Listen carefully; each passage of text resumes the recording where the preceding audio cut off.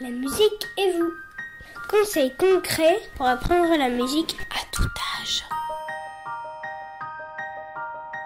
En fait, le Tag Teach est une méthodologie. Quand on travaille, on peut travailler par la punition, on peut travailler par les renforcements, on encourage ou on punit les erreurs. Bon, c'est les deux approches qui sont utilisées. C'est la façon d'enseigner qu'on a habituellement.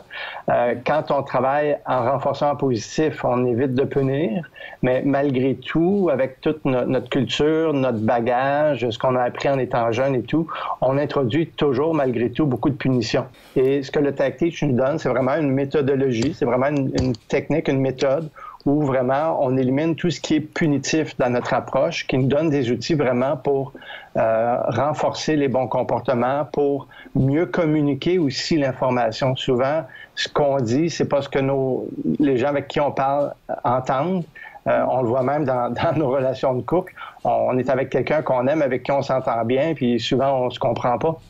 Alors, imaginez quand on communique avec des gens, des étrangers, qu'on doit communiquer une information, on doit enseigner le piano, par exemple, qui est quand même une technique compliquée, le piano, là, si j'ai bien compris, avec le peu qu'on m'a montré, c'est pas simple apprendre le piano.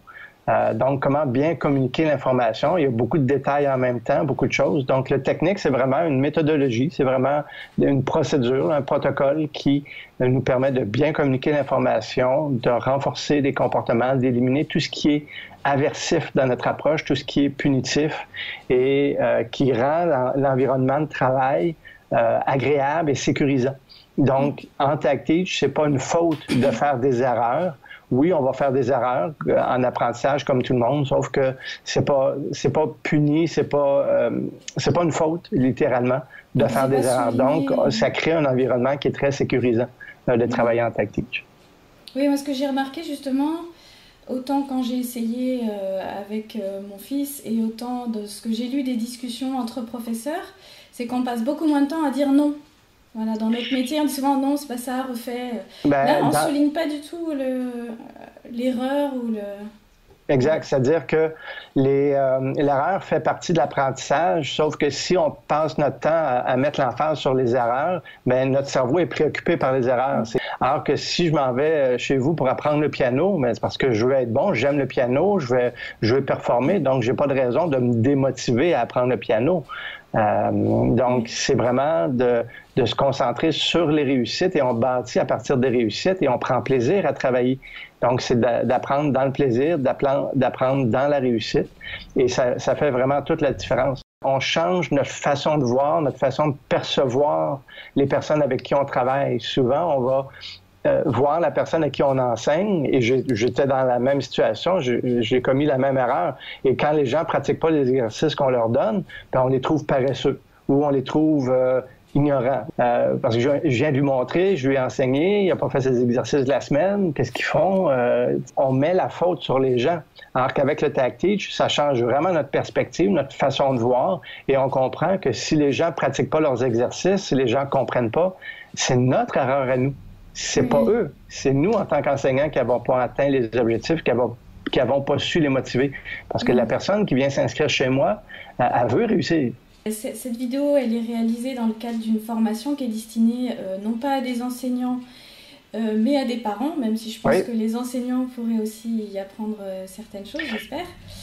Et je me demandais justement comment les parents pourraient se saisir de cette méthode-là en sachant qui sont pas musiciens, enfin qui sont pas forcément musiciens, mais que peut-être ils pourraient avoir envie d'aider leur enfant dans son apprentissage d'un instrument de musique. Ben, c'est comme n'importe quoi, il n'y a pas de secret. Si on veut apprendre une technique, faut faire la formation, faut suivre les cours de base, faut comprendre un peu comment ça fonctionne. Nous, on travaille avec un guide acoustique, on travaille avec tabulateur, on a l'entonnoir d'attention. Oui, le clicker, c'est un petit outil qui fait un bruit sec, qui nous sert à marquer la réussite. On travaille avec des petits bouliers là, qu'on appelle les tagulateurs, là, qui nous permettent de descendre les billes, qui nous permettent de comptabiliser la réussite, qui nous permet vraiment de mettre encore plus l'emphase sur la réussite et sur les renforcements. Donc, il y a toute comme je vous dis, c'est une méthodologie.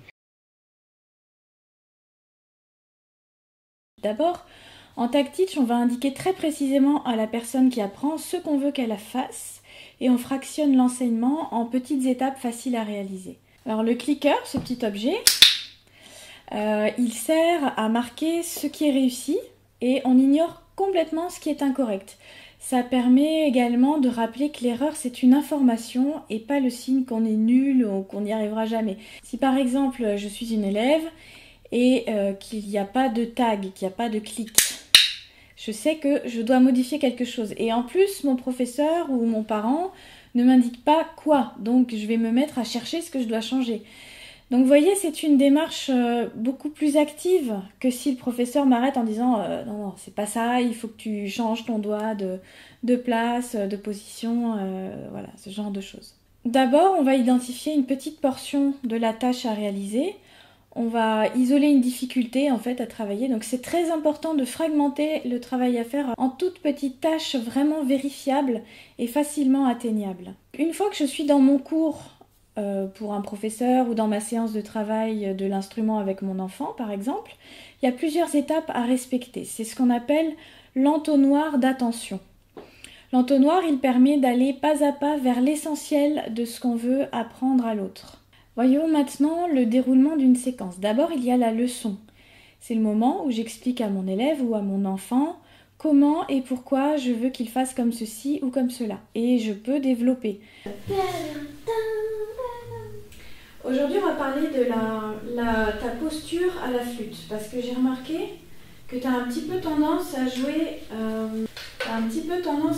avec la flûte, avec le corps un peu recroquevillé, comme ça, un peu penché en avant. Et du coup, c'est important parce que quand tu joues comme ça, le son, il est un peu ratatiné lui aussi. Donc c'est important de bien développer ici et de bien lever la flûte ici. Pas forcément au garde à vous comme ça, mais voilà, souple et bien dans l'alignement des lèvres. Voilà à peu près à quoi ça ressemble.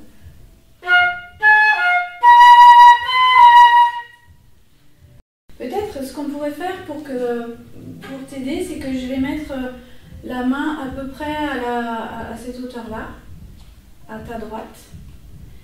Et le but, ce sera que la flûte reste plus haute que la main. D'accord ? Après cette période qu'on appelle la leçon, il y a les directives. C'est un résumé dans lequel je donne l'essentiel des informations. Donc il faut que la flûte reste au-dessus de la main, mais sans la toucher.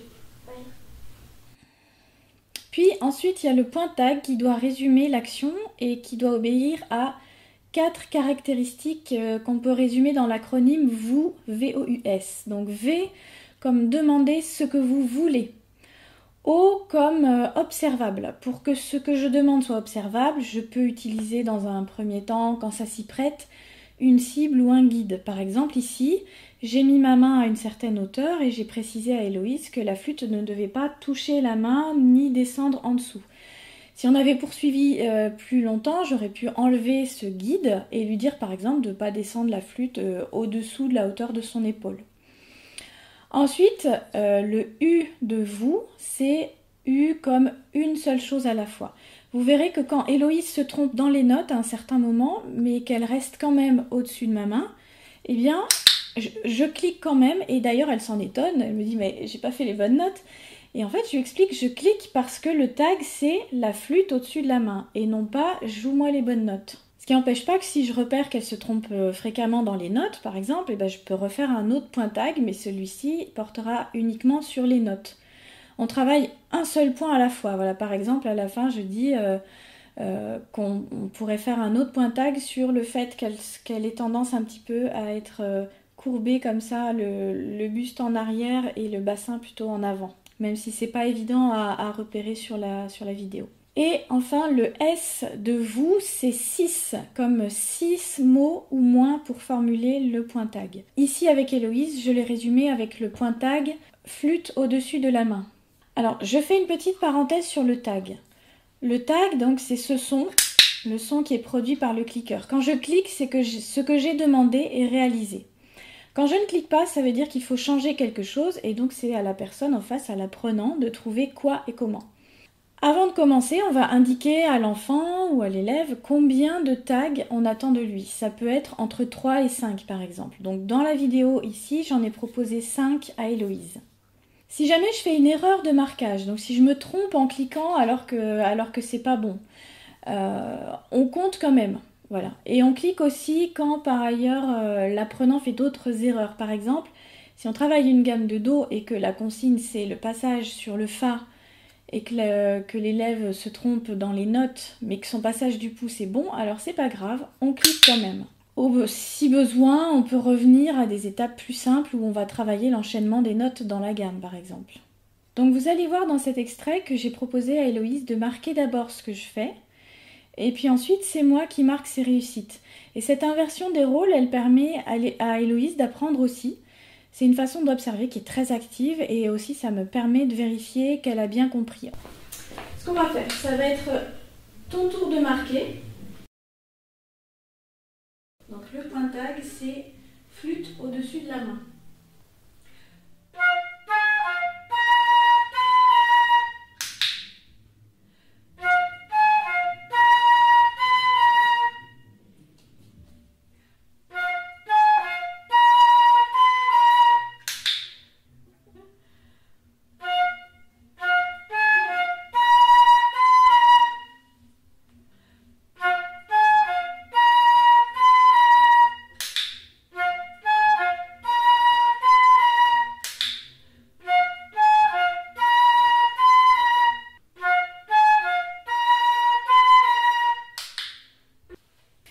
Alors après avoir laissé Héloïse marquer mon jeu, ensuite c'est à moi de marquer ce que fait Héloïse, toujours avec le même point tag flûte au-dessus de la main.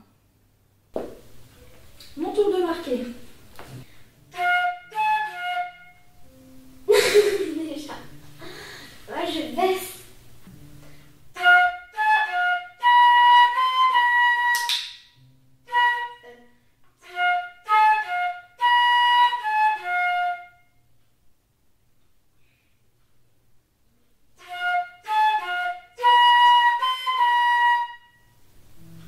Encore souffler.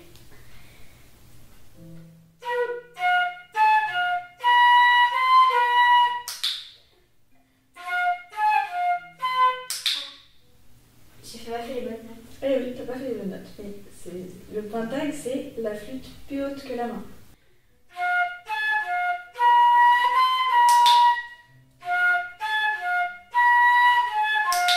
Ok, super. Donc t'as un peu tendance à être un peu comme ça quand même. Comme ça, on pourra faire un autre point tag là-dessus. Un des principes du tag teach, c'est le renforcement. Alors, ce renforcement, il peut être externe, par exemple une récompense, ou bien il peut être interne, c'est-à-dire voilà, le fait d'être vraiment satisfait d'avoir réussi quelque chose. Donc dans cette vidéo, j'ai pas utilisé de renforcement externe.